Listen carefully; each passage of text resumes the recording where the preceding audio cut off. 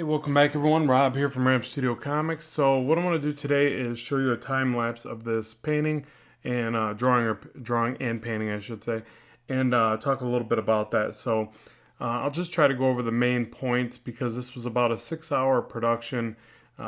This video is going to be just under 10 minutes, so I'll just kind of brief through the main key points of it. And I also just did a video where I talked about how to build up texture and then how to overpaint over that texture. And that's really what you're going to see me do here. So I use some of my custom brushes, which if you're interested in those, you can go to my Gumroad and you can buy the set. Some of them do save you a tremendous amount of time, but just keep in mind if you don't want to deal with custom brushes like that, you just go scour the internet and find like cool textures of, like elephant skin, rhino skin, rock textures, and noise patterns, which are going to be tiny little dots, and you just build up upon that those series of textures with multiply blending modes. I usually use like multiply blending modes for darkening, and then I use a series of screen and glow dodge or color dodge. There's a few of them in Clip Studio here, and they brighten things up. So I use that combination, and then after I get a series of effects that I like, I'll blend it together. Now what you see me doing here is actually taking almost like flatting like you would do for regular comic coloring. So I flat it in, I lock transparency on the different colors, I maybe generate a selection by going to selection, create selection layer, and that's that little green silhouette thing you see in the layers. That allows you to quickly select it and paint within that area but on top of a new layer. And then I start to use these various brushes that I created, and you see I played around with a couple until I found one that kind of, or a couple that kind of looked right. The main one right there is just really this kind of reptile skin. Honestly, I think I did get it from an elephant skin, like the ear or something like that. Elephants have just tons of cool texture. And so I made a brush out of it. It just saves me some time from grabbing that image and piecing it together. So brushes are really neat in that way.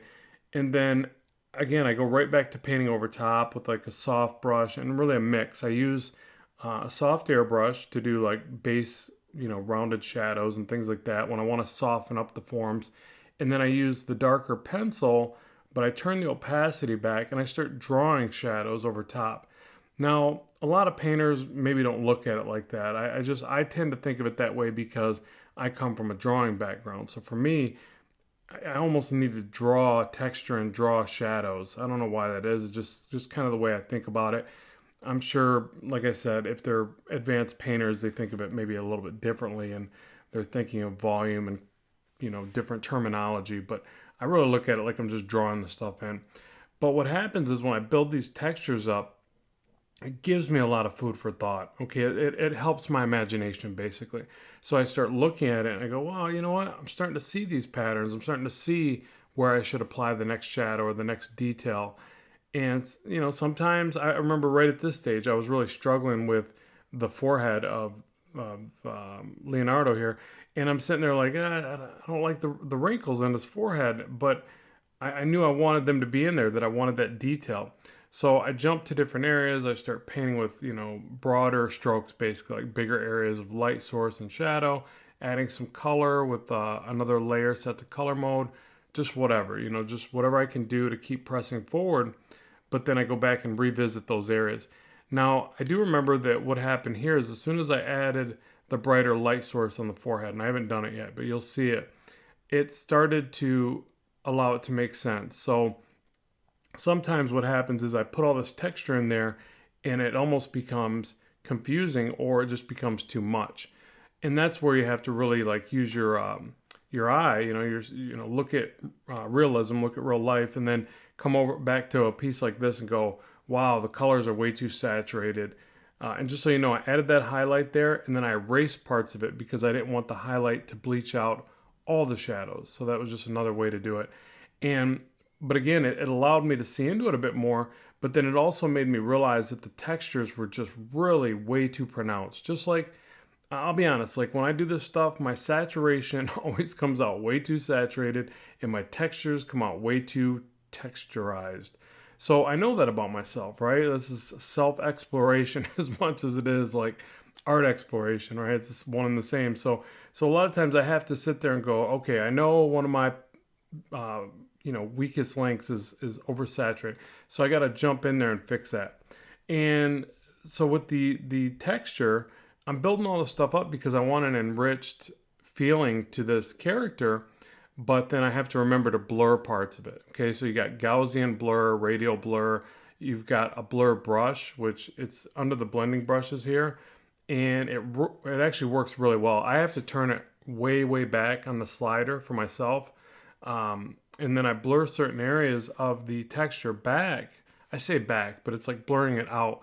But I feel like what it does is it pushes that information back. So you're building these areas that have more defined, more visible texture, and they become more pronounced and more in the foreground.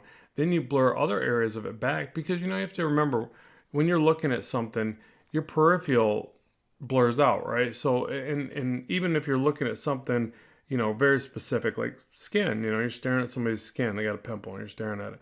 You're looking at that. You're not seeing all the detail to the side of your peripheral, to the side of even their face and their hair. Some of it's blurring out. It's just kind of a natural thing. So you have to emulate that in your artwork. And that's where the really good artwork, pay attention to the really, the great artwork that you admire. You'll see that they do that. They have focal points that are very detailed, and then they have some that are areas that are blurred out and shadow. And in shadow, you typically don't see detail, right? So, and that's another one that I have to remind myself of because I'll detail all over the place, especially when I'm using texture and custom brushes. And I got to remember, well, in the shadows, you're not going to see as much of that texture, that detail. So I have to erase it back or blend it or blur it or something. So just keep that in mind.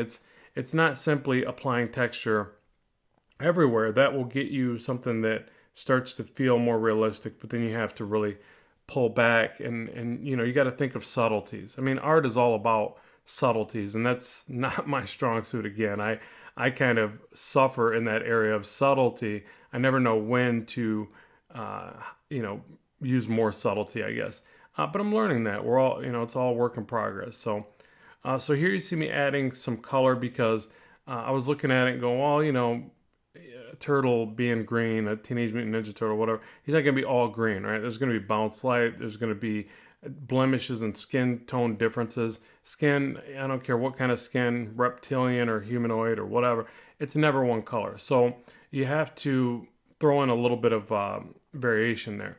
In that case, I started to use a little bit of orange. A quick rule, and I'm not the greatest guy to teach you coloring, but a quick rule is warm colors towards the light, cool colors towards the shadows. That's generally going to help you. Warm being red, yellow, I guess, and cool being like blues, purple, stuff like that. So that's just a really brief. You can look at other artists that teach color and learn more about that. But it does help. It helps to round out the forms of character, and it makes it feel like it's more in a realistic scene versus just something that, again, oversaturated, all one color. It's kind of boring. It doesn't read as well. So, but again, I'm still learning that myself. So at this point, I've got a lot of it in place. I'm really just kind of picking it apart. I'm adding even a little bit of, when you see me draw out that selection, I like to add a little bit of shape selections and painting. It's a little bit more of a comic style mix, but I feel like it does a little bit more. It kind of sculpts the existing paintwork. But at this point, it's really a lot of fun. I've merged things together all on one layer. I can still add a layer and add a couple little details. I'm sorry, Leo's all on one layer, but the background is a separate layer at this point. But at that point, I could just use what's in front of me, and I can just overpaint and have fun with it. It becomes a lot easier, and just keep tweaking it until I get what I like. Did some funky little color changes there, just using that slider. But yeah, so at any rate, hopefully you enjoy this artwork. I really had fun creating it, and I'll bring you more stuff like this real soon. So make sure to comment in the section below if there's anything I missed and you want some clarity on. I'll be sure to respond back. Thanks very much for watching. As always, keep drawing, keep having fun, and bye for now.